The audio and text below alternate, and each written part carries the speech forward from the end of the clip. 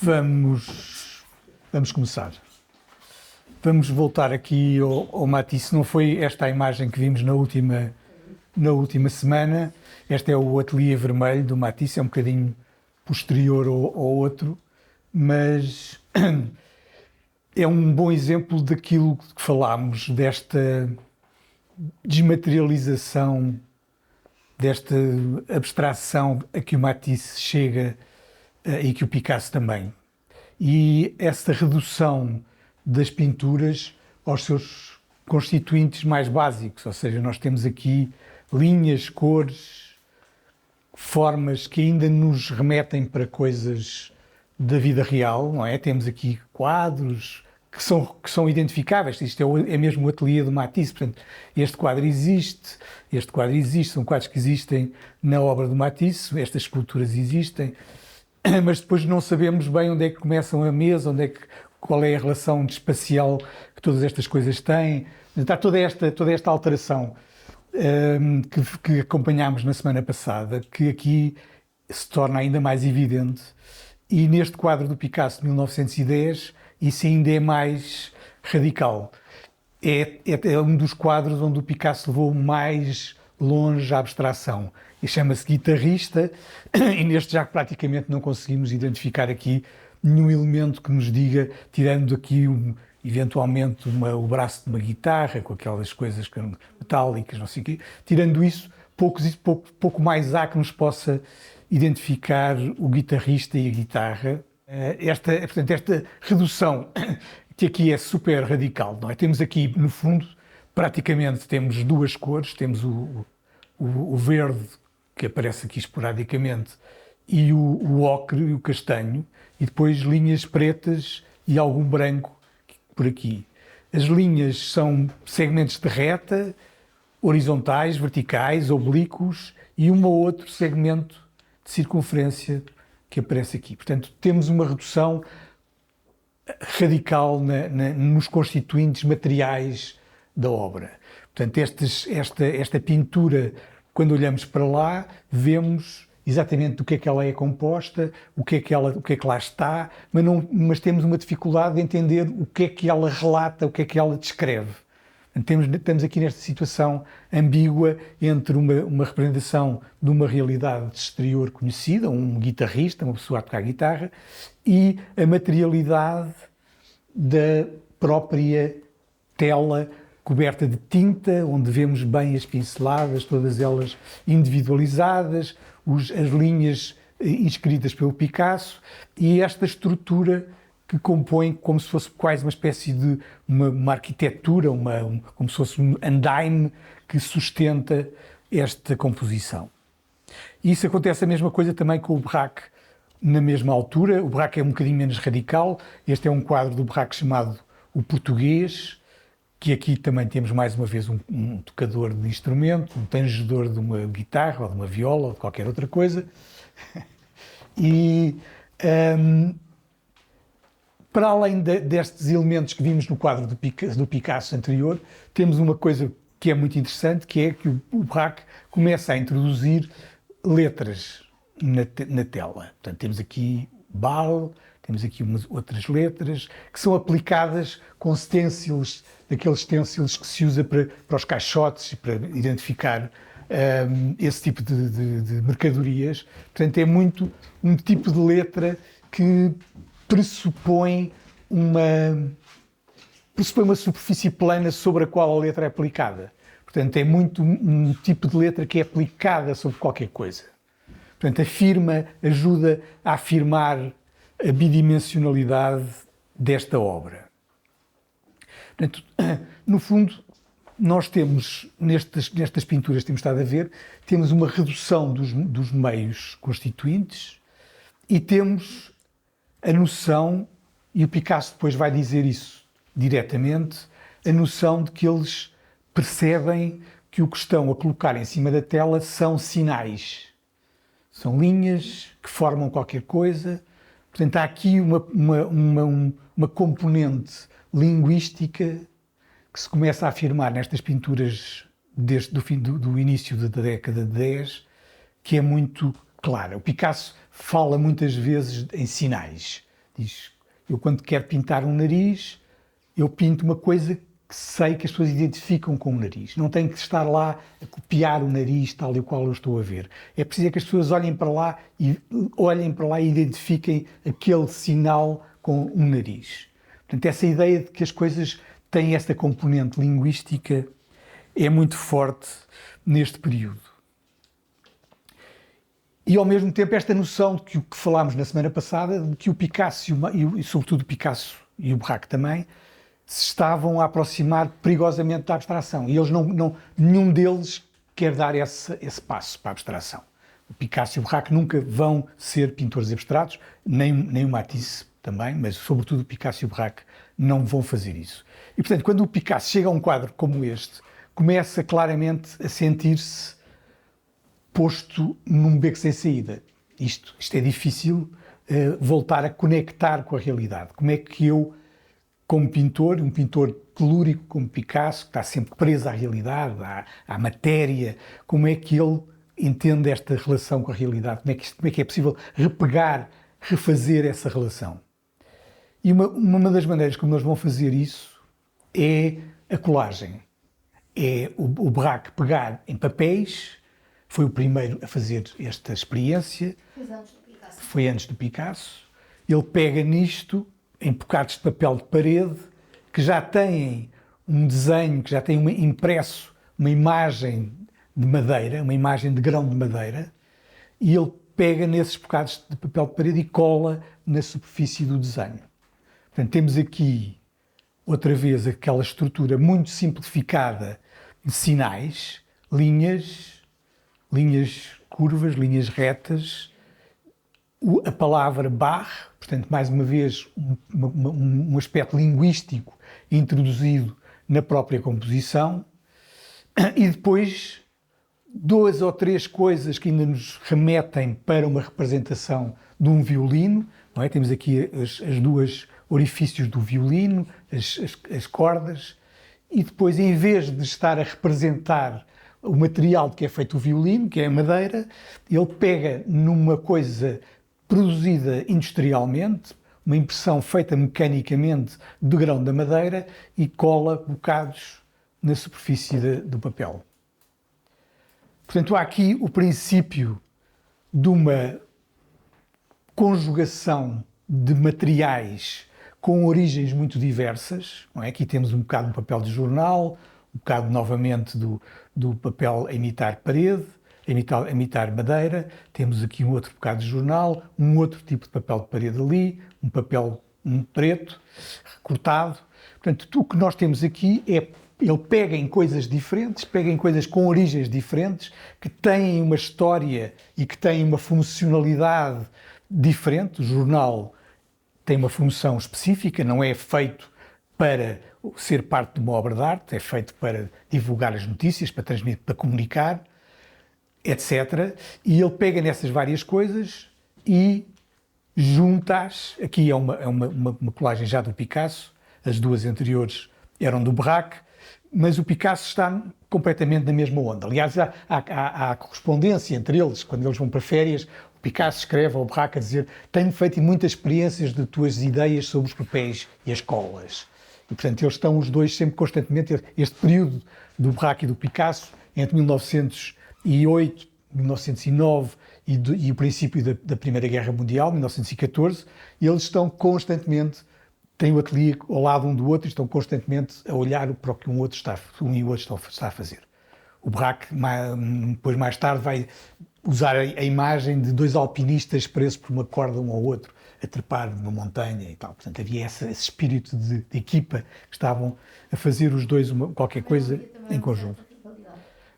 Haveria com certeza uma rivalidade. Picasso depois dizia que o Braque era a Madame Picasso e coisas disparatadas desse género. Assim, para chatear o Braque. O Braque era a Madame Picasso.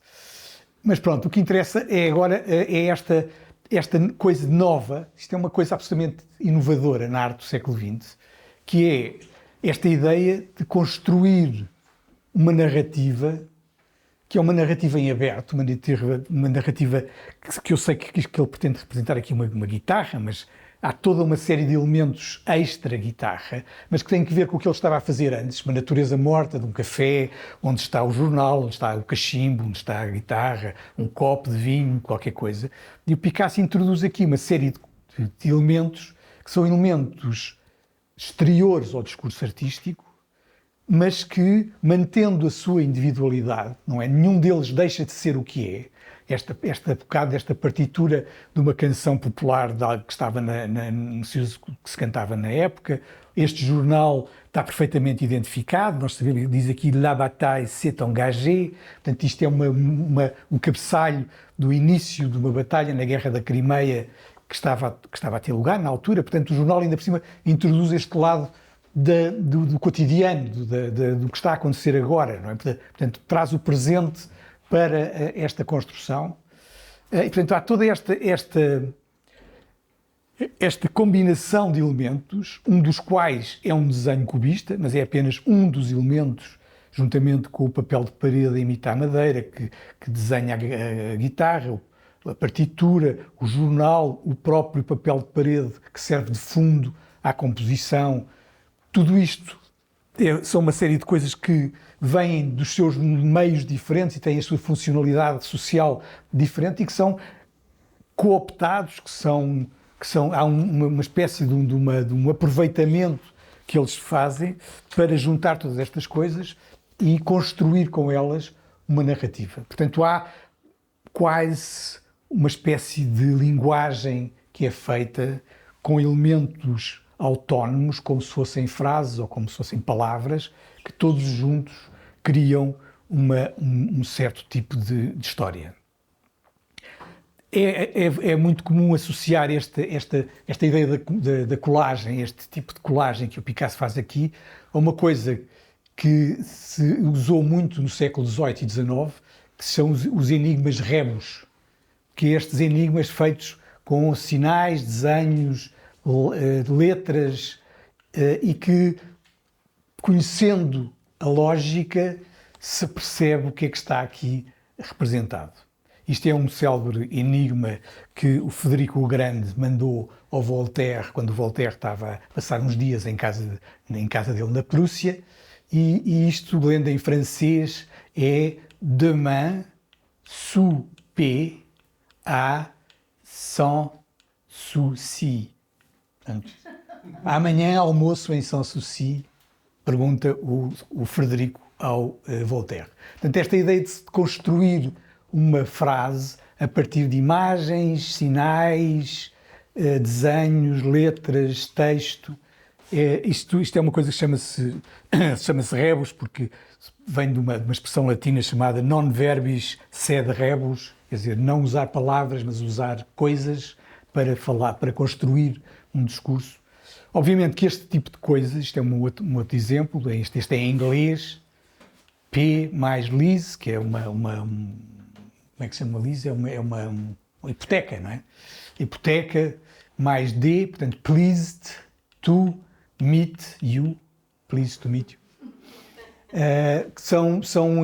Obviamente que este tipo de enigmas são enigmas que, uma vez a pessoa percebendo a lógica, percebe a mensagem, ao passo que a colagem do Picasso é muito mais complexa e muito mais polissémica, não é? Não é uma mensagem descodificável desta maneira. Mas nesta altura em que o Picasso e o Braque estavam a fazer estas experiências, havia no ar, não só a nível da teoria, temos de nos lembrar que no final do século XIX é quando aparece a linguística moderna. Portanto, a ideia de que a linguagem é não só um campo de estudo, como é algo que tem matéria para ser estudado. Ou seja, a linguagem não é uma coisa natural. Uma das grandes, digamos, das grandes inovações da linguística moderna, da linguística do Saussure, que é o linguista suíço, é que a linguagem não existe uma correspondência natural entre uma palavra e o seu referente. Quando eu digo cadeira, a palavra cadeira, escrita ou falada, não tem nenhuma relação natural com o referente cadeira. É uma coisa convencional, é uma coisa que vai sendo estruturada ao longo dos séculos e dos séculos, a linguagem, mas não existe um elo ligação natural, ou se existe, perdeu-se no passado, entre a linguagem e o referente. E, portanto, essa ideia de que a linguagem é qualquer coisa que pode ser estudada e que é um material que estava muito em voga no final do século XIX já, e estava muito em voga também entre os poetas, pensarmos no Apollinaire, que é o autor deste, que ele chama Caligrame, hoje poderíamos chamar-lhe poema visual, esta ideia de que a linguagem se pode organizar plasticamente, se pode organizar visualmente também, não é apenas o que está lá escrito que é importante, mas também a maneira como o texto está organizado na página e a relação entre o preto das letras sobre o fundo branco, tudo isso faz parte da mensagem, faz parte do conteúdo do que está lá escrito. Portanto, este é um outro caligrama também do mesmo Apollinaire. Esta ideia de que a linguagem tem um caráter plástico e tem um caráter material, as duas coisas, no fundo, caminham no mesmo sentido. Por um lado, as colagens do Picasso como uma estruturação de elementos significantes que são justapostos uns aos outros, colocados uns perto dos outros, e por outro lado, este tipo de experiências gráficas do Apollinaire ou de outros artistas, de outros poetas da mesma altura. Portanto, voltemos aqui agora novamente à nossa colagem. Esta conjugação de coisas, não é? Que são coisas... O Picasso e o Braque trabalham nestas colagens durante um tempo relativamente curto. É entre 1912, que foram as primeiras, até mais ou menos a 14, 15, por aí. A partir daí deixam de trabalhar especificamente neste género de coisas. E é um processo muito intenso, eles trabalham muito, isto é relativamente rápido de fazer, não é? Ao contrário da pintura a óleo, que demora tempo a secar e depois é preciso camadas e camadas umas sobre as outras. Isto é uma coisa que se fazia rapidamente e que eles produziam em grande quantidade e, portanto, foi muito ágil a maneira como eles conseguiram rapidamente atingir um nível de proficiência e uma quantidade de efeitos a partir destas coisas muito simples, que são visualmente muito impactantes, não é? Uma coisa como esta é muito interessante o Picasso ter pegado como fundo para esta colagem um papel de parede. O papel de parede é, à partida, uma coisa que está na parede. Portanto, nós temos uma superfície bidimensional, um suporte de um desenho, de uma colagem, que depois vai ser colocado ela própria também sobre a parede para ser exposto. Portanto, há aqui uma série de jogadas que reafirmam esta ideia da bidimensionalidade do objeto, por um lado, e, por outro lado, da artificialidade do mesmo objeto, que falámos na semana passada. Da ideia do não naturalismo, de ir contra o naturalismo. E também esta ideia muito importante, esta ideia muito importante de que cada uma destas coisas se mantém autónoma e não se misturam umas com as outras, não é? Cada uma mantém a sua realidade própria, a sua materialidade própria, e a colagem é sempre, por definição, uma coisa não sintética, em que há uma conflitualidade entre aqueles vários elementos que nunca chegam a formar um todo orgânico, um todo completamente uniforme.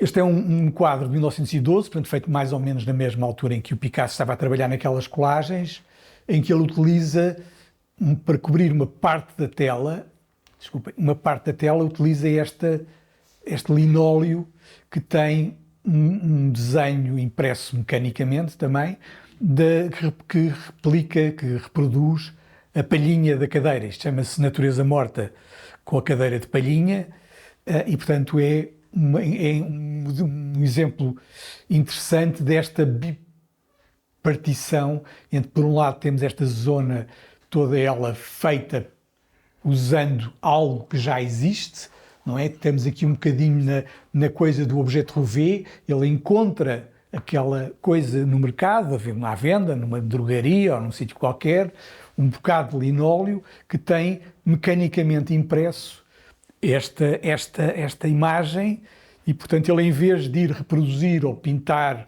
para tentar representar a cadeira com a palhinha, utiliza este linóleo para fazer essa função. Portanto, temos aqui a incorporação também nestas pinturas e nestas colagens do Picasso de um produto industrial que é fruto da tal revolução industrial de que falámos na semana passada. Portanto, nesta é uma atenção que existe da parte destes artistas a esses produtos novos que estavam a aparecer no mercado e que eram produzidos mecanicamente e que não existiam antes, que não existia essa variedade de materiais. Diz-me só uma coisa, aquela moldura de corda é mesmo corda verdadeira? É a corda verdadeira. Portanto, é mais uma coisa que ele utiliza como um objeto rouvé, como uma coisa que está associada, no caso do Picasso, ele associa isto a coisas que havia nos bares do Porto, não é? Coisas feitas por marinheiros, aquelas coisas em que os marinheiros usam bocados também de cordas para fazer molduras. Portanto, há um lado popular, diz. É como se fosse a moldura. É como se fosse a moldura, exatamente. E ele cola aquilo à volta da tela. Portanto, se tu vires a tela, uma tela que tem da palhinha e depois à volta, e o resto é pintado. Tudo isto depois é pintado. Portanto, é este lado de popular também, que é um aspecto muito importante que nós vamos encontrar ao longo do século XX e ao longo do século XXI, sempre esta espécie de luta ou de deslizamento entre, por um lado, uma linguagem erudita que exige um conhecimento especializado, não é? A linguagem do cubismo, uma coisa muito, muito difícil de ler para a maior parte das pessoas, e ao mesmo tempo um interesse pela cultura popular, no caso do Picasso, pela coisa dos marinheiros, ou da utilização dos elementos que têm que ver com a vida do cabaré, com a vida da taberna, com a vida dos bares que eles frequentavam, portanto, o tabaco, o vinho, a guitarra, portanto, toda essa vida popular que é trazida como tema para estes trabalhos. Esta descoberta do Picasso e do Braque se trata mesmo, no fundo, quase de uma invenção, de uma ideia nova, vai ser rapidamente pegada por uma série de gente pelo mundo fora. Eu trouxe só um exemplo, como podia ter trazido muitos outros, que é o Carrà, o pintor futurista que faz esta colagem chamada Manifestação. Isto é uma colagem feita também ainda antes da Primeira Guerra Mundial, em 1913, em que ele utiliza uma série de fragmentos de jornais e coisas publicadas, revistas, para criar esta manifestação. Ou seja, será o futurismo? Isto é já futurismo. O futurismo aparece muito próximo do cubismo, não é? O futurismo, a primeira grande exposição futurista em Paris é em 1912. O manifesto futurista do Marinetti é publicado em Paris no jornal em 1909. Portanto, é de 1909, quando é publicado o primeiro manifesto futurista, e 1912, quando são vistas pela primeira vez pinturas futuristas, aquilo que nós identificamos hoje em dia como pintura futurista, no fundo, os apoiantes do Marinetti, que subscreveram o seu manifesto, nunca tinham feito uma pintura futurista na vida quando fizeram o manifesto. Portanto, é depois do manifesto que eles começam a pensar na ideia do futurismo e depois vão buscar muito ao cubismo. A parte plástica do futurismo está muito próxima do cubismo. Há uma relação muito, muito estreita entre as duas coisas. E, aliás, os cubistas se novavam completamente os futuristas, achavam que eles estavam a copiá-los, basicamente, que eram uma coisa de seguidista. E já desculpa só uma pergunta. É verdade que os futuristas quiseram viver tudo com tanta intensidade que acabaram que a grande maioria deles morrer na Primeira Guerra Mundial? A grande maioria não, mas morreram alguns. O Botticelli, que foi um dos mais interessantes, morreu na Primeira Guerra, e não foi só os futuristas, foram vários, não é? Há vários casos, né? É preciso a gente não se esquecer que houve... Ali estavam, as pessoas estavam doidinhas para ir para a guerra na altura. Não, o Godiabretzky, que é um escultor de origem polaca ou francesa, morreu, o Urmac morreu, um dos irmãos de Duchamp morreu, o Apollinaire morreu, mas o Apollinaire foi por causa já depois da gripe espanhola, mas foi ferido na guerra. Portanto, houve uma série de gente que morreu na Primeira Guerra Mundial. Foi uma razia, não é? Numa geração. Depois a seguir a gripe espanhola, a seguir que matou uma data de gente. Mas os futuristas na altura, a Itália na altura estava do lado dos aliados, não é? Na Primeira Guerra Mundial, combateu ao lado dos ingleses e dos franceses, apesar de ter combatido pouco, mas ainda esteve ligado aos aliados. Eles depois vão ser usados pelo fascismo italiano, a partir dos anos 20, muitos deles vão aderir ao fascismo italiano. Não é? O fascismo tem esse lado também futurista, um lado futurista de querer fazer um mundo novo, uma coisa muito revolucionária, antiburguesa, de juntar a multidão, a força das massas. E avançam, muitos deles tornam-se apoiantes do Mussolini. Portanto, outro grupo de artistas que pegaram na colagem com grande entusiasmo foram os dadaístas, neste caso o dada alemão, isto é uma coisa do George Grosz, uma colagem onde ele aproveita o desenho, aqui temos uma presença muito forte do desenho, e depois aparecem pequenos fragmentos de jornal a acompanhar, os dadaístas alemães, como vamos ver, usam muito a colagem a partir das publicações de revistas e jornais, portanto o efeito da atualidade nas coisas deles é muito forte, e se vê-se muito bem, por exemplo, nesta colagem do Raoul Hausmann. Ele usa bocados de jornais, bocados de revistas, este ABC, uma revista, utiliza a própria cartão de visita dele com o nome Raoul Hausmann, portanto, bocados de livros científicos, uma nota. Portanto, estamos num período imediatamente a seguir à Primeira Grande Guerra, não é? Isto é em 1919-20, e, portanto, há da parte destes artistas, quase sempre uma atitude extremamente agressiva e conflitual, não é? E a colagem presta-se muito para este caráter descontínuo, dado o caráter descontínuo das coisas, não é? Essa não harmonia, esse choque, essa conflitualidade é muito fácil de trabalhar utilizando a colagem, e não é muito de estranhar que eles o tenham feito. No caso dos alemães, tanto o Raoul Hausmann como a senhora com quem ele vivia na altura, que era uma artista chamada Anna Höch, que também foi uma colaboradora muito importante, eu não trouxe nenhuma imagem dela, mas ela trabalhou muito com a questão da colagem também. Tanto um como o outro, eles citam como uma das inspirações para as colagens que faziam os postais que se vendiam na altura da guerra e que eram comprados pelos soldados para escrever para a família, e que eram postais que tinham uma espécie de fotomontagens, uma espécie de colagens. Muitas vezes tinham o retrato do Kaiser, depois tinham bandeiras alemãs e tinham paisagens da Alemanha, e portanto esses postais tinham essa característica de ter vários tipos de imagens, umas ao lado das outras, e portanto havia essa similitude, de certa maneira, com o processo da colagem. E, portanto, eles dizem que, para além da influência do Picasso e do Braque, foi também muito essa questão desses postais que os levaram para este tipo de linguagem.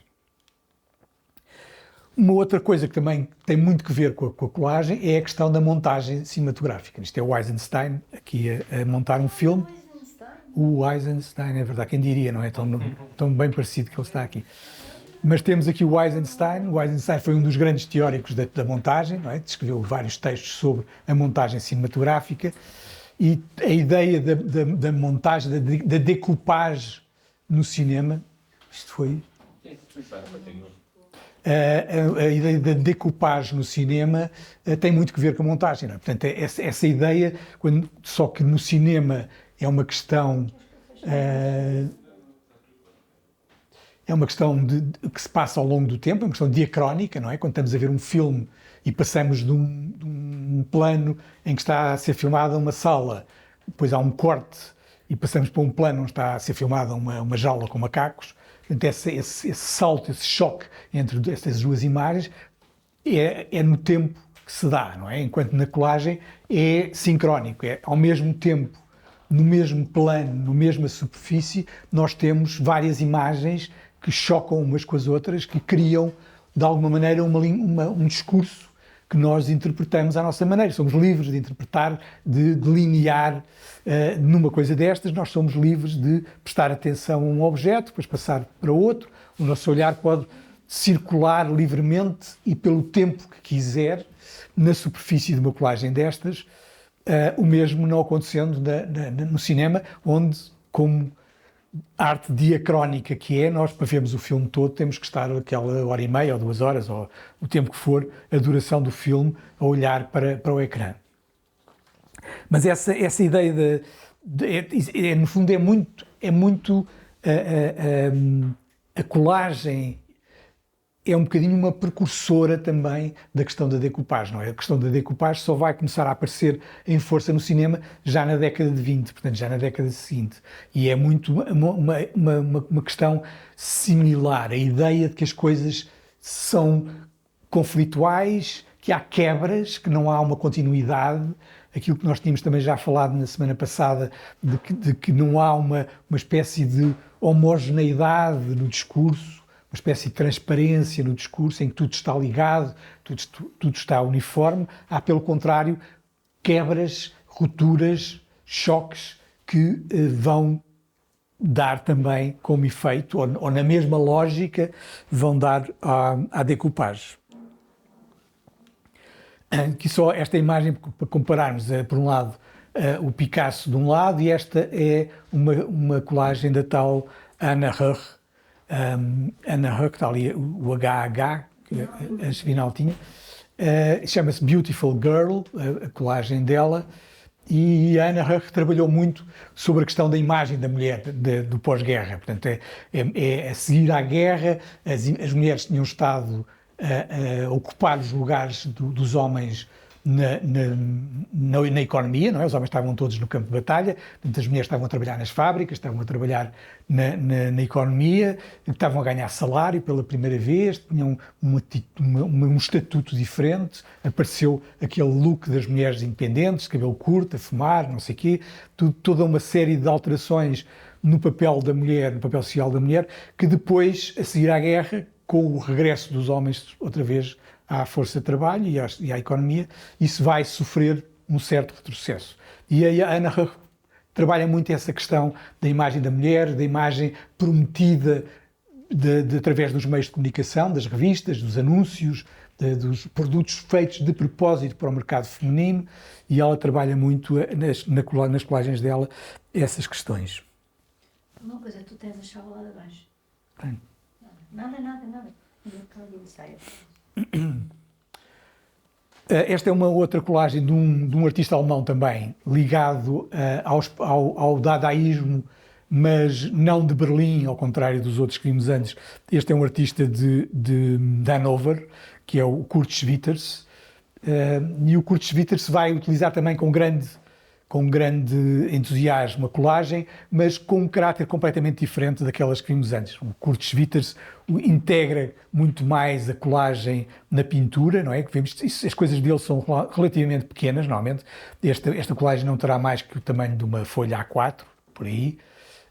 E o que caracteriza muitas coisas do Kurt Schwitters é a utilização que ele faz de lixo, coisas que normalmente seriam deitadas fora, bilhetes de elétrico, cartões velhos, coisas que ele apanhava no lixo e que reaproveitava e integrava dentro destas composições que são muito mais harmónicas, muito mais suaves do que as composições que vimos dos artistas anteriores, não é? Coisas como este são coisas em que há muito um trabalho de harmonia tonal, não é? Tons próximos uns dos outros, são muito mais, plasticamente, muito mais agradáveis, menos agressivos, mas é um artista muito peculiar. Ele depois fez em casa dele, ele era um personagem muito solitário e transformou a casa dele numa grande instalação.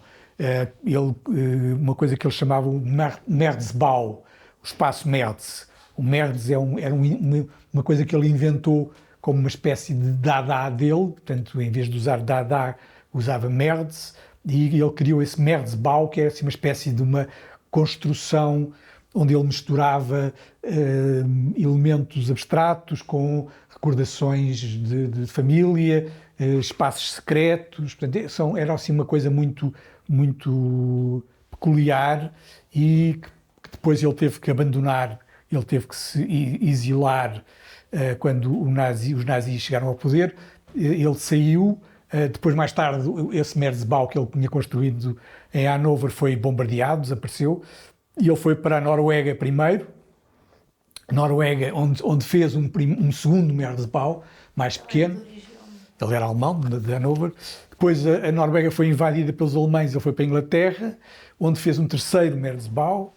O segundo foi também bombardeado, e o terceiro nunca chegou a ser muito desenvolvido, mas ele morreu no final da guerra, 46, 47, por aí, ainda chegou a ser feito cidadão inglês, e depois, a certa altura, foi comprado o Merzbau dele, e Kurt Schwitters. E está, neste momento, faz parte da coleção do museu agora não me lembro, de um museu do norte de Inglaterra, que agora me escapa. Mas pronto, é possível visitar-se esse terceiro que ele fez. Esta colagem é do Hans Arp, mais um dadaísta, neste caso um dadaísta de Suíça, de Zurique, e tem uma aproximação à colagem completamente diferente. O que o Hans Arp faz nestas colagens de 1916, por aí, é utilizar o acaso para definir a composição na superfície do suporte. Portanto, ele deixa cair bocadinhos de papel previamente recortados e depois, onde os papéis caem, ele cola-os e a coisa fica feita. Portanto, há uma atitude de confiança no acaso, ou usar o acaso como substituto da subjetividade na escolha da composição que é feita, que é muito característica também de um certo tipo de atitude dadaísta. O próprio Marcel Duchamp também vai ser explorar o acaso de diversas maneiras, e que o Hans Arp faz aqui nesta colagem. Esta é já uma outra colagem do Max Ernst, faz parte é um bocadinho mais tardia, de 1930, faz parte de uma série de colagens que ele fez e que editou com o título de Une semaine de bonté, uma semana de bondade, onde ele utiliza muito uma série de gravuras que foi encontrando e comprando e que depois recorta e remonta desta maneira. Temos aqui esta senhora, depois uma faca aqui espetada no pé, esta cabeça de pássaro.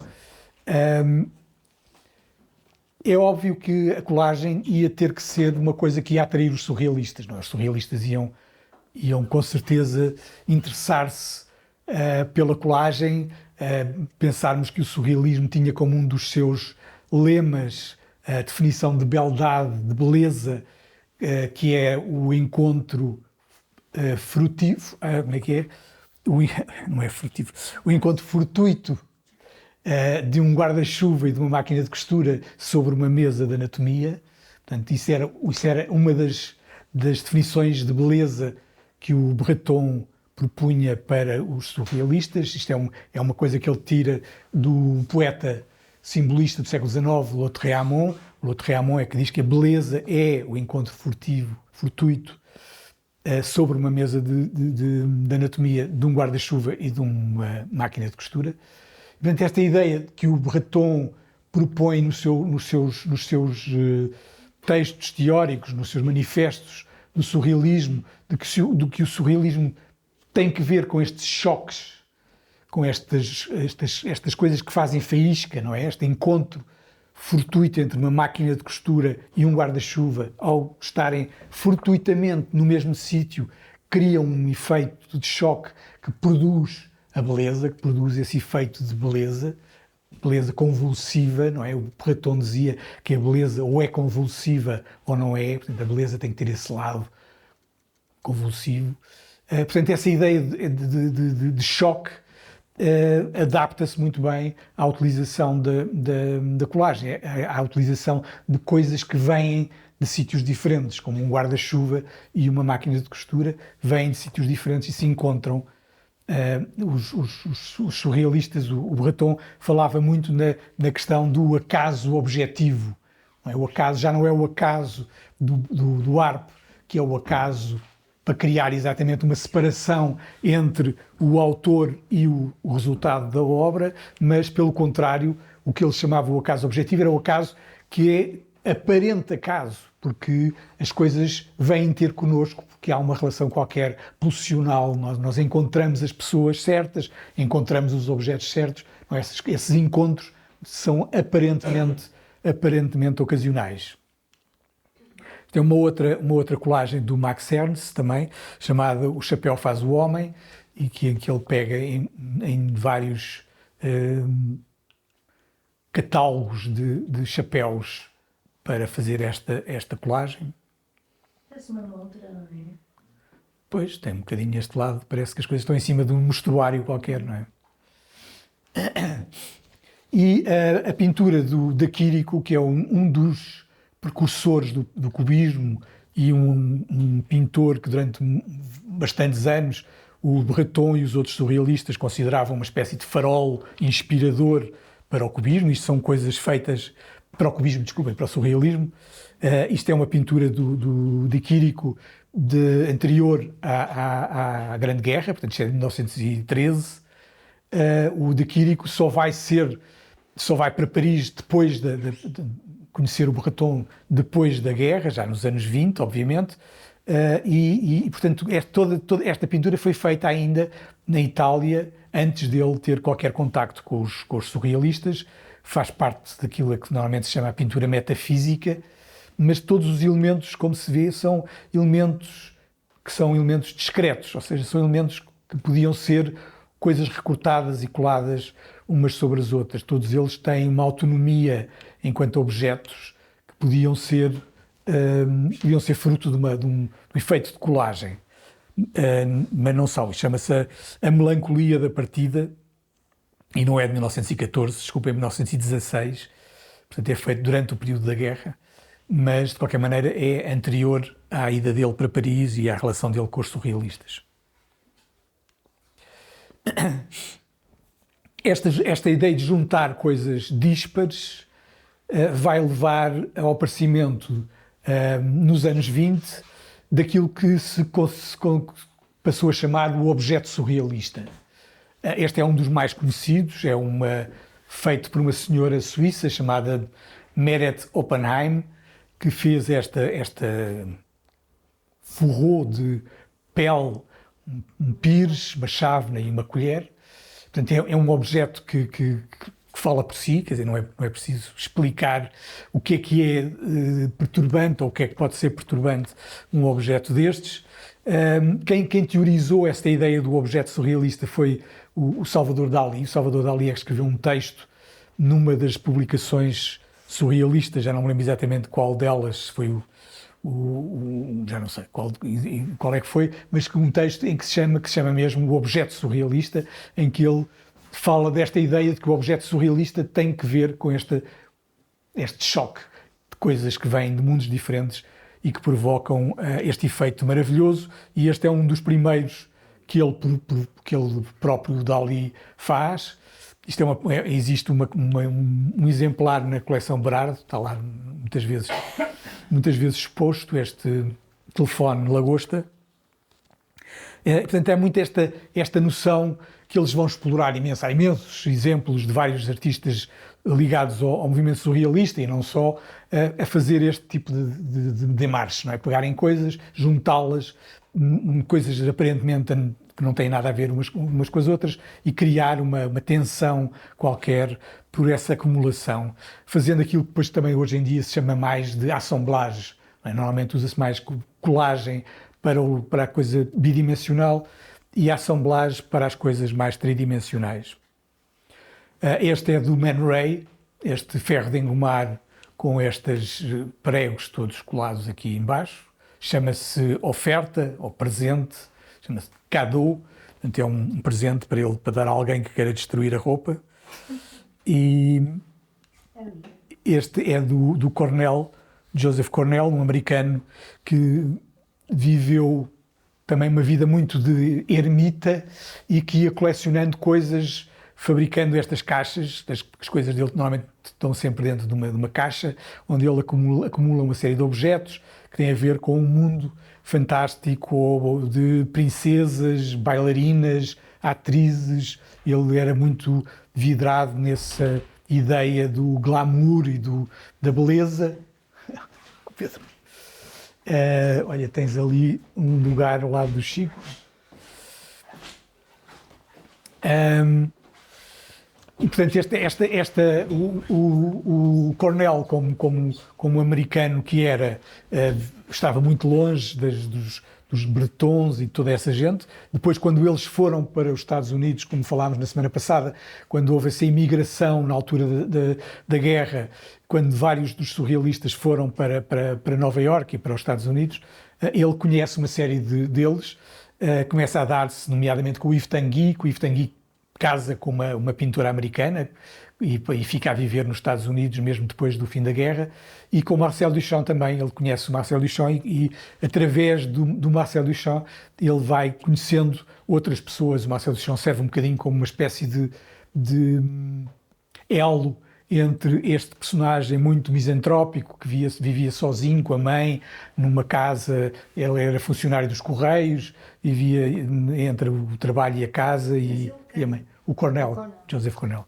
Não era o Marcel Duchamp que era. Sim, claro, depois. E, portanto, tem toda uma obra baseada nesta ideia da assemblagem, juntar coisas de muitas origens diferentes e criar com elas estes pequenos mundos, estes pequenos universos dentro das caixas. Um pouco mais recente é esta grande obra do Robert Rauschenberg. Isto é uma tela muito grande, maior do que este ecrã, um bom bocado maior que o ecrã, e curiosamente tem como título Rebus, portanto os tais enigmas Rebus de que falávamos há bocadinho. É esse o nome que o Rauschenberg dá a esta pintura. Isto é uma pintura dos anos 50, meados da década de 50, e tem um caráter muito linear, não é? Vemos que a composição desenvolve-se ao longo de uma linha essa que é feita por uma série de amostras de cores, um catálogo de tintas ou qualquer coisa desse tipo, portanto que ele cola ao longo desta linha mediana na tela e depois junta uma série de coisas que vão desde recortes de jornais até uma reprodução no quadro do Botticelli do Nascimento de Vênus, até imagens de desportistas, portanto coisas que têm origens também muito variadas, incluindo entre essas muitas coisas variadas pinceladas, não é? Como esta tinta aqui escorrida, aquela pincelada branca ali por baixo de um bocado de tecido, portanto a pincelada e a tinta e estas pinceladas quase expressionistas, quase uma coisa de Kuniana, não é? Quase podiam ser tiradas de um quadro do de Kooning. Estas pinceladas entram aqui como entra um outro elemento qualquer, como um recorte de um jornal ou como um bocado de um catálogo de tintas. Portanto, há esta espécie de equiparação dos elementos da alta cultura, dos elementos da pintura expressionista abstrata, que, como vimos na semana passada, tinha toda aquela carga ligada a uma espiritualidade, a uma profundidade, a um peso que o Rauschenberg desmistifica de certa maneira ao pôr isso no mesmo plano com recortes de jornais e retratos de corredores de pista. Outra colagem particularmente interessante e particularmente bizarra é esta peça do Jasper Johns, esta pintura do Jasper Johns que funciona quase como uma espécie de emblema do Jasper Johns, não é? A bandeira, the flag, pintada em 1955, e que é isso mesmo, é uma bandeira americana. Portanto, toda a composição é uma composição feita, encontrada, ele não inventa uma composição para a bandeira é igual à bandeira canónica americana, com as mesmas proporções, o mesmo número de listas vermelhas e brancas, a mesma proporção do retângulo azul e o mesmo número de estrelas brancas. Portanto, não há aqui qualquer espécie de invenção a nível composicional. Ele limita-se a pintar essa bandeira de uma maneira particular, ou seja, ele utiliza a colagem, primeiro, bocadinhos de jornal e de revista que foram colados na superfície da tela e depois a tinta feita à base de cera, que é encáustica, que é uma técnica que estava relativamente esquecida, que é uma técnica muito antiga, já os egípcios usavam a encáustica para pintar, e que é uma técnica onde a tinta é suspensa, o pigmento é suspenso em cera em vez de ser em óleo ou água. E, portanto, tem que ser aplicada à quente, não é? A tinta tem que estar em banho-maria e é aplicada à quente e depois seca rapidamente e dá este efeito. Portanto, isto é um pormenor. Vemos aqui os recortes por baixo da tinta. Ele começa por cobrir a superfície destas riscas, destes vários elementos, com recortes de revistas, que olhando bem conseguimos às vezes ler bocadinhos das notícias e do que se estava a passar na altura em que ele recortou estes jornais e depois recobre isso com a tinta, a tal tinta da encáustica, que fica sempre como a cera de uma vela, não é? Portanto, imediatamente seca ao ser aplicada e fica translúcida, permitindo ver através da superfície da tela, ver através da superfície da tinta o que está por baixo. Esta colagem é uma colagem talvez das mais conhecidas da arte pop inglesa. É uma colagem feita pelo Richard Hamilton, um artista que é um dos precursores da pop art em Inglaterra, um homem muito próximo do Marcel Duchamp, que se tornou depois uma espécie de continuador intelectual, continuador conceptual do Marcel Duchamp. E esta colagem é uma colagem muito pequenina, ela deve ter para aí 30 por 30 ou 40 por 40 no máximo, e é de 1958, portanto ainda estamos a falar num período onde a designação pop art não tinha ainda o mesmo significado que tem hoje. Na altura ela foi utilizada pela primeira vez num texto de um crítico inglês chamado Holloway, e o Holloway usou a designação pop art para designar a própria produção cultural produzida industrialmente, portanto a banda desenhada, o cinema popular, a música popular, isso é que ele designou inicialmente como pop art. E depois, obviamente, essa designação foi desviada para artistas que trabalham sobre essas obras de arte da cultura popular de massas, portanto, sobre a publicidade, sobre a banda desenhada, sobre o cinema, etc. Mas esta colagem tem todos os elementos, não é, da cultura popular de massas que estava-se a tornar hegemónica na Europa dessa altura, desde os eletrodomésticos, o gravador, o aspirador, a carne enlatada, o cinema lá fora com os cartazes, o senhor Mr. Muscle, a pin-up, a televisão, os romances populares em banda desenhada, os móveis modernos, os sofás, tudo isto está concentrado neste mesmo objeto.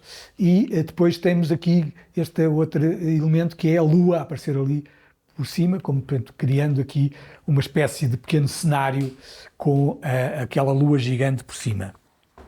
Portanto, esta colagem que vai buscar diretamente, se nós compararmos, tem imensas coisas semelhantes com as colagens que vimos dos alemães, dadaístas, do Haussmann, da Anna Höch, desse tipo de artistas do pós-guerra, depois da Primeira Guerra Mundial, e aqui vão-se reunir a nova cultura popular que estava a encher a Europa, sobretudo vinda dos Estados Unidos, não é? Os Estados Unidos a Segunda Guerra Mundial acaba com os Estados Unidos como a única economia que está realmente florescente, comparada com a Europa que está completamente devastada e destruída, e o Japão e todos os outros países que participaram na guerra, e portanto a cultura popular americana vai, não só pela presença das forças americanas, dos soldados americanos na Europa durante muitos anos a seguir à guerra, como também pela própria divulgação muito rápida da música popular americana, do jazz, que já vinha obviamente mais de trás, mas começa a ser cada vez mais comum, e todos estes produtos industriais que se tornam comuns na Europa de então. Esta é uma outra obra de um artista pop, mas agora americano, do Tom Wasserman, e que eu trouxe só porque tem a coisa interessante de ser um misto entre objetos reais, não é, uma cadeira, uma série de objetos de tocador, telefone e de pintura. Portanto, temos aqui uma situação híbrida entre a pintura, que ela própria tem um caráter também bastante próximo da colagem, não é? Temos várias zonas que podiam ser completamente autonomizadas e podiam ser papéis colados sobre a superfície da tela, e depois temos objetos reais que completam, que saem fora da pintura, deixando-nos uma situação ambígua do estatuto desta imagem. Não é? Isto é uma imagem, é uma pintura que está neste quarto, ou isto representa um espelho onde é refletido uma cena que se está a passar numa cama que nós não vemos. Exatamente qual é a situação daquela imagem é bastante ambígua. E aqui temos um processo inverso, que é de um artista francês chamado Villeglé, que faz parte de um grupo que se chamavam a eles próprios os décollagistes, portanto, que tiravam papéis da parede e restos de anúncios, restos de cartazes, e com isso construíam estas imagens feitas a partir de restos da comunicação, uma comunicação já disfuncional nas paredes das cidades. Também tivemos em Portugal, desculpem, já não temos, tinha aqui uma fotografia de uma coisa da Anna Hatherley, mas não tenho.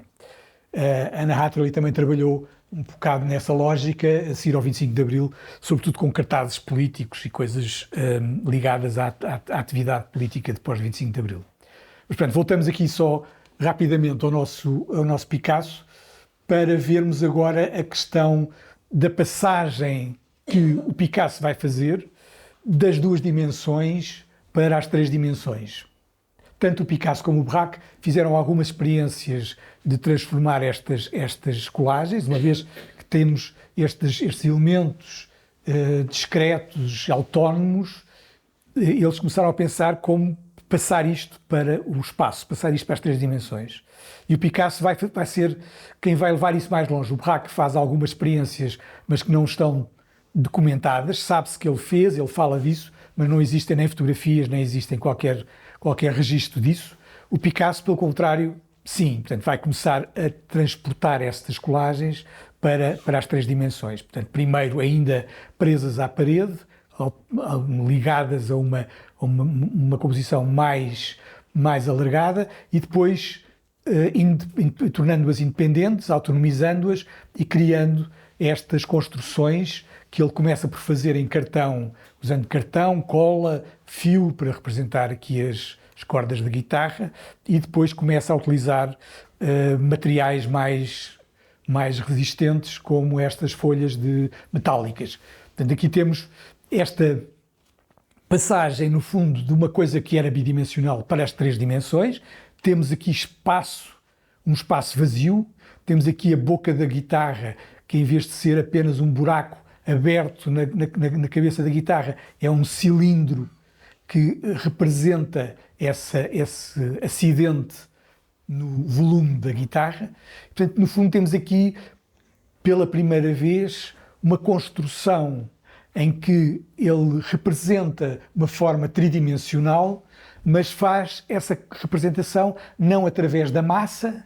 O que representa a forma tridimensional não é a massa, não é como era tradicional na escultura, uma coisa maciça, mas é uma conjugação de planos e de espaços.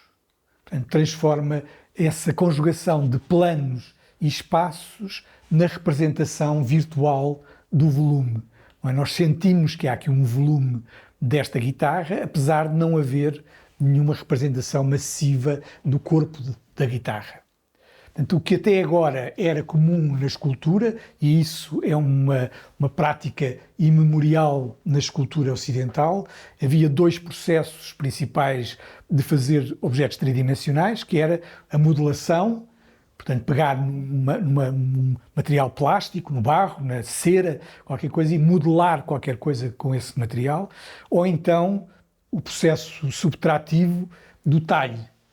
Pegar num bocado de pedra, ou num bocado de madeira, ou num bocado de osso, e escavar, tirar o que está a mais, até obter a forma que se pretende obter. Portanto, esses dois processos, no fundo, resumem a história da escultura ocidental, praticamente desde o início até ao século XIX, até ao final do século XIX.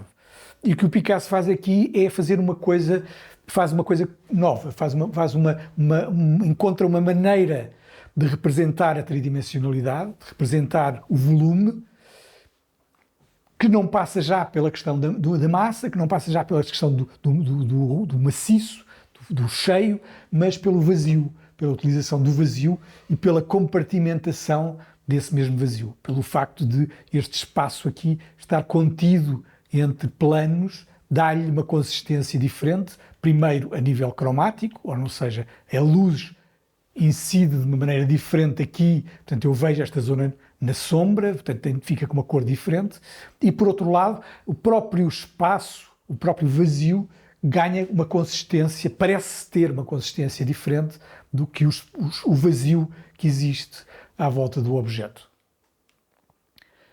Esta é uma comparação que os livros de História da Arte normalmente fazem muito, que entre este tipo de máscaras, isto era uma máscara que era da coleção do próprio Picasso. O Picasso está agora no Museu Picasso em Paris, e portanto, a maneira como estes olhos são representados e o caráter, lá está, convencional, abstrato, no sentido convencional, linguístico quase, com que este autor desta máscara trata os olhos, a boca da máscara, não é muito distante da maneira como o Picasso trata o orifício da guitarra e a superfície da guitarra.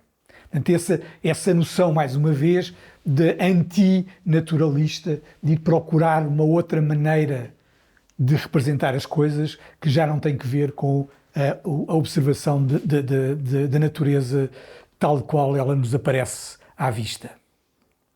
Isto é uma outra obra do Picasso, esta guitarra de 1912 e esta é de 1915. O Picasso faz uma série de construções destas neste período, muito poucas, muito concentradas, portanto, durante um período de tempo muito curto, até 1918, a última em 1918, e depois abandona a escultura durante uma série de tempo para voltar depois, mais tarde, a pegar outra vez nas três dimensões. Este é um violino, portanto, aqui ele cria este híbrido entre a pintura e a escultura. Temos coisas que vêm claramente da pintura cubista que ele estava a fazer em duas dimensões, não é? Estes encruzamentos de linhas, a relação entre o preto verdadeiro, não é, pintado, a mancha preta, e o preto que é da sombra, aqui entre estes dois planos. Portanto, todos estes jogos entre o que é real e o que é pictórico, o que é a folha metálica dobrada e colada e soldada, ou a representação pictórica. Em 1914 há um jovem artista russo que vai a Paris visitar o ateliê do Picasso, um homem chamado Vladimir Tatlin, que visita o Picasso e fica muito entusiasmado com estas coisas que vê no ateliê dele, estas construções. Resolve tentar ficar em Paris, ainda propõe ao Picasso ficar a trabalhar com ele, ser assistente dele, qualquer coisa desse tipo. O Picasso não está interessado, e ele volta para Moscovo, de onde vinha, e começa a fazer construções deste tipo. Isto é uma das primeiras que ele faz quando volta para Moscovo, mas ao contrário do Picasso, que, como vimos, está sempre ligado à representação de qualquer coisa concreta, não é? Uma viola, um violino, um objeto qualquer reconhecível. O Tatlin vai proceder exatamente ao contrário. Vai usar, digamos, a gramática construtiva do Picasso, a maneira como Picasso constrói aqueles objetos, mas independentemente de qualquer representação. E vai fazer coisas como este relevo de canto, em que ele utiliza arames, utiliza chapas metálicas, utiliza bocados de vidro, utiliza bocados de madeira, portanto, utiliza uma série de materiais, mas em que os materiais não representam nada a não ser eles próprios. São eles próprios, é o ferro, e o ferro permite ser dobrado, o vidro é transparente, a madeira pode ser cortada, o arame pode estar em tensão. Portanto, essa ideia de que os materiais são aquilo que são. E ele cria aquilo que ele chama a cultura dos materiais, uma cultura dos materiais. Os materiais apresentam-se a si próprios, ocupam um espaço real, não estamos a falar aqui de um espaço pictórico, isto é o espaço da sala, é o espaço verdadeiro onde está o espectador, onde estão os observadores, e estes objetos, estes materiais, são materiais que estão colocados aqui para se representarem a eles mesmos. É uma afirmação da materialidade, da realidade, das coisas que existem no mundo, são feitas de materiais que têm determinadas características, e o Tatlin optou por materiais normalmente associados à modernidade, os metais, o vidro, os primeiros plásticos, portanto, as baquelites, esse tipo de materiais, e por formas que, de alguma maneira, estão também associadas a coisas feitas mecanicamente, barcos, navios, máquinas de caminho de ferro, coisas que nós sabemos que são construídas por materiais modernos, materiais contemporâneos. Portanto, esta ligação do Tatlin, a ligação do Tatlin com o que se passa na União Soviética logo a seguir à Revolução, obviamente que é muito fácil, não é? Ele próprio é um materialista convicto. Ele não quer que a arte seja acerca de nada a não ser de ser dela própria. A arte deve ser uma manifestação da realidade. Ele não vai tão longe como o Rodchenko, que vimos na semana passada, que diz que a arte acabou, que a arte como prática autónoma não tem mais razão de ser na nova cultura soviética, na nova cultura socialista. Antes, pelo contrário, o Tatlin vai manter a ideia de que a arte tem um papel autónomo e deve continuar a ser uma espécie de discurso sobre a realidade e com a própria realidade, mas pouco a pouco vai sendo posto de lado e vai acabar a vida esquecido e exilado, depois de ter feito esta célebre maquete para o monumento à Terceira Internacional. Isso foi feito em 1921, ia haver o Congresso da Terceira Internacional, a Internacional Comunista, obviamente, e o Tatlin propõe este monumento, que iria ser uma coisa que seria uma espécie de uma gigantesca escultura, arquitetura. A ideia inicial dele era que isto fosse uma coisa maior que a Torre Eiffel, com vários espaços geométricos habitáveis aqui dentro, onde estariam localizados vários organismos de propaganda e de divulgação das ideias comunistas. Portanto, isto funcionaria como uma espécie de grande antena, de grande espaço de comunicação e propaganda das teorias revolucionárias dos sovietes. Obviamente que isto nunca foi construído, mas foi muito influente, não só para a escultura que se fez a partir daí, como obviamente também para a arquitetura, não é? Se pensarmos, por exemplo, no Centro Pompidou em Paris, a lógica é um bocadinho a mesma, tem a estrutura por fora e depois o habitáculo está no interior da estrutura de suporte. Isto é uma peça do Rodchenko, do tal artista que vimos na semana passada, e isto faz parte de um período em que o Rodchenko ainda era discípulo do Tatlin e em que faz uma série de obras baseadas também em materiais. Portanto, isto é um oval em contraplacado, que por sua vez é depois recortado uma série de ovais concêntricas e que são depois desmontadas e colocadas nesta posição. Portanto, muito a ideia de que a composição deve ser uma composição imanente do próprio material. Não é? O material é que dita, o material e o processo é que ditam o resultado e não a escolha subjetiva do artista que está a fazer a obra.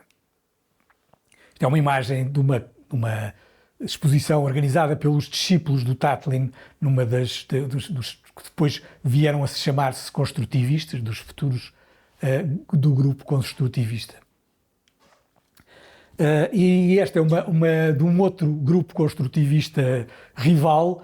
Isto é de um escultor também russo, Naum Gabo, feita em 1915, influenciado obviamente pelo Picasso e pelas construções do Picasso, mas o Gabo também neste período ainda estava interessado em encontrar maneiras de representar, neste caso, este torso de mulher, mas todo ele construído também com planos, não é? Portanto, não há aqui nenhum caráter maciço, existem apenas planos desta espécie de cartão que se ligam uns aos outros, criando volumes esses que são volumes virtuais, que não são volumes reais, mas são volumes espacialmente definidos.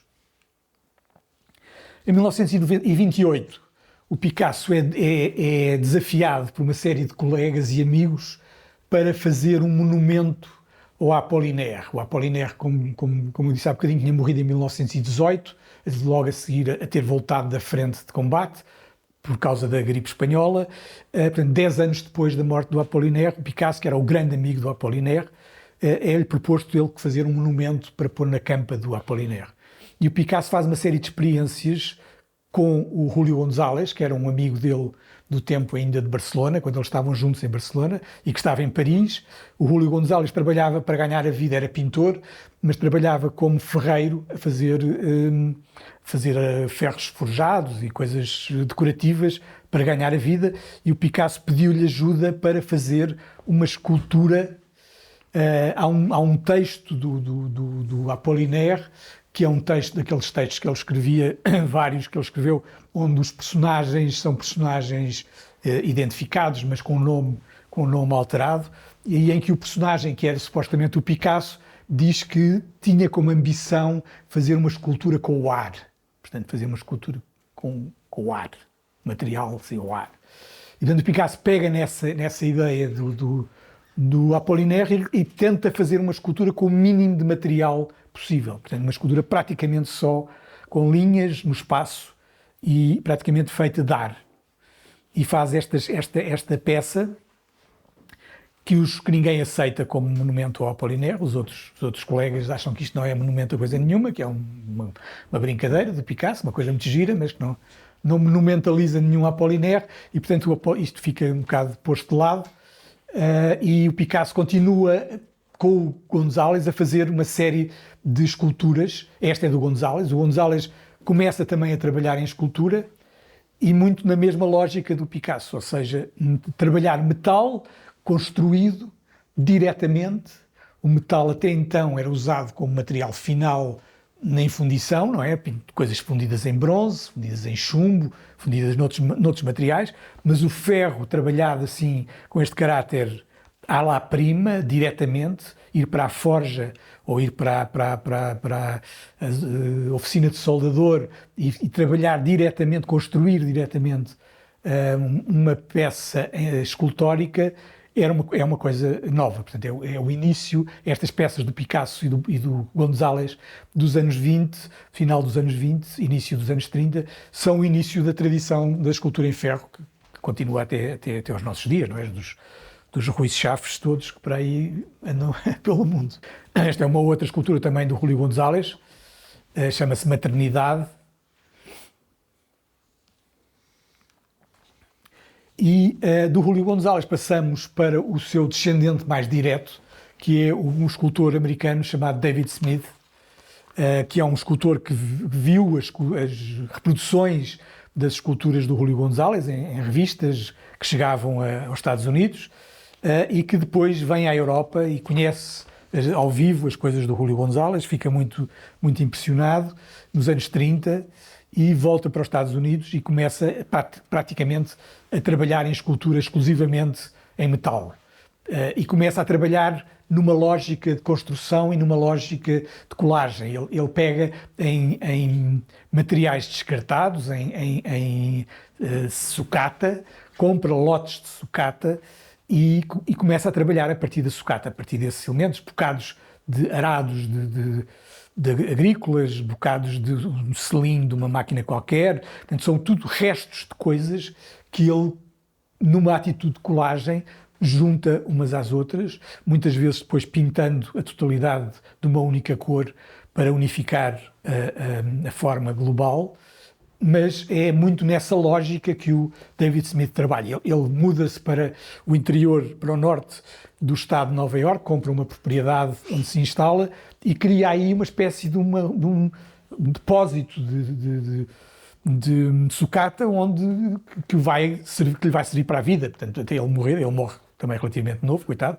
mas mesmo assim deixa, quando morre, ainda uma grande quantidade de sucata que vai ser depois comprada pelo Anthony Caro e levada para a Inglaterra para continuar. Trabalhou em fundição? Era sempre assim? Não, trabalhou em fundição inicialmente, fez muitas coisas em bronze, mas rapidamente começou a trabalhar apenas usando os métodos de colagem em metal, que é o maçarico e a soldadura e esses métodos. Isto é uma peça já do final da vida do David Smith, dos anos 60 já. Isto é uma coisa de uma série chamada Cubi, em que ele faz elementos geométricos feitos em aço e depois combina-os, soldando-os uns aos outros e tratando a superfície com rebarbadora, portanto com discos abrasivos, para criar este efeito que depois, com a luz do sol, brilha com estas superfícies refletoras com este caráter.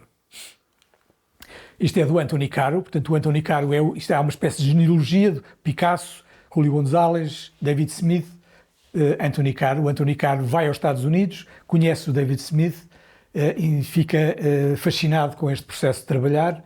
Ele até então fazia esculturas usando os materiais mais tradicionais, barro, depois gesso, depois fundição em bronze, etc. Abandona completamente a modelação e dedica-se a partir de então quase exclusivamente a trabalhar em ferro e com esta lógica também de colagem e de assemblagem de elementos pré-existentes. Portanto, isto são bocados de sucata, isto é uma viga em I, aqui também é uma secção de uma viga, são chapas que já existem no mercado, portanto são tudo coisas que são pegadas e reutilizadas, pintadas pelo Anthony Caro. Isto é uma obra de 1964, é muito comprida, este elemento paralelo ao chão é muito longo, aqui na fotografia não parece tanto, mas ele é muito longo, portanto obriga a uma circulação bastante lenta à volta da escultura, ou seja, a pessoa tem que se deslocar bastante para chegar ao fim e voltar a passar para o outro lado. E quando se está neste ponto de vista aqui de topo desta barra, todos estes elementos visualmente sobrepõem-se a esta placa, portanto há quase um efeito de como se fosse uma projeção destes elementos verticais sobre esta placa que funciona quase como um ecrã sobre a qual estes elementos se projetam. Esta também é do Anthony Caro, mais ou menos também da mesma época.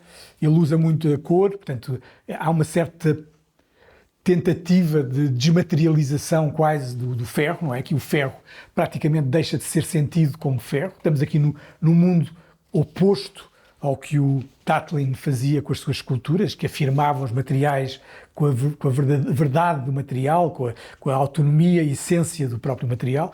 E aqui estamos numa situação em que, pelo contrário, o Anthony Caro pretende que o material seja completamente esquecido. Não é? Nós vemos formas coloridas que vogam no espaço quase como se fossem imateriais, como se fossem objetos imateriais que estivessem aqui suspensos. Um outro artista que continua também esta lógica da colagem de uma forma muito, muito evidente é o John Chamberlain. O John Chamberlain é um americano que começa a trabalhar nos anos 50 ainda, mas depois é sobretudo nos anos 60 que ele se torna mais conhecido e morreu há relativamente pouco tempo, e que trabalha praticamente sempre com sucata de automóvel. Não é? Ele pega em bocados de carros machucados, carros acidentados, e pega neles e leva-os para o ateliê e junta aqueles bocados de sucata, diz ele, tentando que eles se encaixem uns nos outros, de maneira a que a soldadura é apenas para consolidar uma coisa que já existiria mesmo sem soldadura. Portanto, aquilo que ele chama o perfect fit, uma coisa que fica encaixadas umas nas outras, as coisas ligam-se umas às outras, chamam-se umas às outras. Há um lado um bocadinho também, na maneira como o Chamberlain fala do trabalho dele, um lado um bocadinho de influência surrealista, nesse sentido quase do acaso objetivo, das coisas se encontrarem, virem ao encontro umas das outras. Não há tentar evitar uma certa subjetividade demasiado excessiva e pronto, depois as coisas uma vez elas estando conjugadas, então a solda é apenas pontos de solda para manter a peça no sítio. Já no meados dos anos 60, esta obra do Marc di Suvero, que é um outro artista americano de origem italiana, que faz muito estas peças muito gestuais, muito abertas, muito em que temos planos e linhas que se intercruzam, que se cruzam obliquamente e que depois são consolidadas desta maneira. O Marc di Suvero sofreu um acidente grave, ficou tetraplégico a certa altura e depois repensou todo o seu processo de trabalho, portanto, criou uma maneira de poder trabalhar sem usar a força física dele. Portanto, tudo é feito usando os dedos para mexer em máquinas e botões, que vão desde uma mega grua até pequenas máquinas que ele tinha no ateliê e, portanto, ele na cadeira de rodas conseguia controlar todo o processo escultórico e, portanto, passou a usar só o ferro como material da escultura e deixou de trabalhar em madeira, que era uma coisa que ele fazia com as mãos, abandonou o trabalho em madeira. Isto é uma escultura do Donald Judd. O Donald Judd é um escultor que obviamente vem nesta tradição construção, nesta tradição de juntar elementos, e é um escultor que tem um lado, que podíamos dizer, descendente do Tatlin. É um escultor que, não conhecendo o trabalho do Tatlin, é preciso nós pensarmos que toda essa geração de artistas de vanguarda, russos e depois soviéticos, foi praticamente esquecida durante várias décadas. O primeiro livro sobre o construtivismo publicado no Ocidente é publicado em 1963, nos Estados Unidos, por uma senhora chamada Camilla Gray, e é um livro ainda muito incompleto sobre a história, portanto, havia muito pouco material conhecido, e, portanto, só nessa altura é que artistas como o Donald Judd, como o Dan Flavin, como o Carl André, que estavam a trabalhar em questões muito próximas do que o Tatlin tinha trabalhado e que o Rodchenko tinha trabalhado, vão perceber que existe aquela relação no tempo entre os dois. Aliás, o Flavin tem várias peças, uma delas está na coleção Berardo, que são homenagens ao Tatlin, especificamente chama-se homenagem a Vladimir Tatlin. Mas, portanto, como eu estava a dizer, esta peça do Donald Judd é, no fundo, muito próxima da mesma lógica. Temos aqui duas placas de aço, uma aqui e outra aqui. Temos 3 placas de acrílico amarelo, ou cor âmbar, ou o que quiserem. E depois temos 4 cabos de aço que ligam estas placas metálicas umas às outras, com esticadores.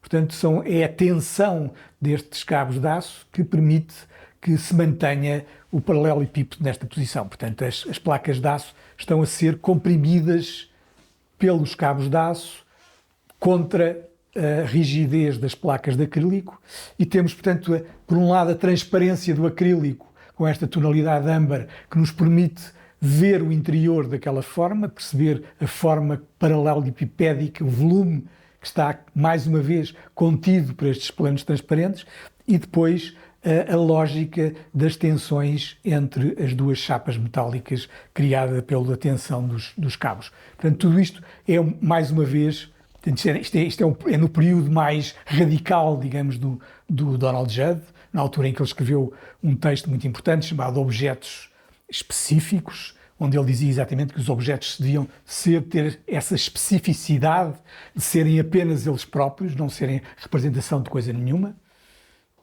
E depois, mais tarde, já no final da vida, nos anos 90, temos uma peça do Donald Judd feita por elementos pré-fabricados. Foi um período em que ele começou a trabalhar na Suíça, com uma fábrica suíça que fabricava esta espécie de tabuleiros com as cores que ele definia e com as dimensões que ele definia. Vê-se melhor... não vê, então não se vê. Joguei aqui uma outra imagem, mas não tenho. Portanto, todos estes elementos são iguais, não é? São todos retângulos, têm uma borda, é como se fosse um tabuleiro, e estão ligados uns aos outros com parafusos, criando um espaço aqui no interior que está vazio. Portanto, esta lógica de assemblagem levada literalmente, ou seja, isto é tudo preso com parafusos, umas coisas às outras, criando esta grande composição que ocupa o espaço do espectador. Agora, a última imagem é de um escultor inglês chamado Richard Deacon. Isto é uma peça do final do século passado, dos anos 90. Richard Deacon também vem muito nesta tradição da escultura construída. Neste caso, são também formas pré-fabricadas em madeira. Portanto, são módulos, salvo erro, são 2 módulos diferentes. Tem um que é uma curva mais apertada e outro que é uma curva mais com um raio maior. E depois juntos uns aos outros com estes elementos em aço parafusados, criando este contínuo, portanto, esta forma que se desenvolve continuamente no espaço e que, portanto, desenha estas curvas que se sobrepõem umas às outras, mas de uma forma transparente, não é? Que nós vemos o interior da própria forma. Vemos esta espécie de cobra, mas vemos o interior da cobra.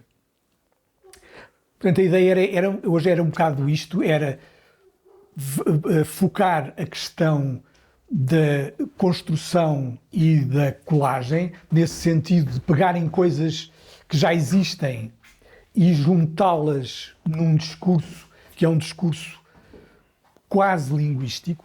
Obviamente que quando nós falamos da linguagem da escultura ou linguagem da pintura, não podemos ser completamente literais, não é? Há uma certa diferença entre a linguagem escrita e a linguagem falada e a linguagem visual da escultura ou da pintura. A pintura e a escultura são muito mais polissémicas, muito menos dirigidas, não é? Não há um texto que possa ser claramente descodificado no caso de uma escultura ou de uma pintura, mas essa noção da arte como uma espécie de linguagem é uma coisa que se tornou muito, muito forte na arte, e continua muito forte na arte contemporânea, não é?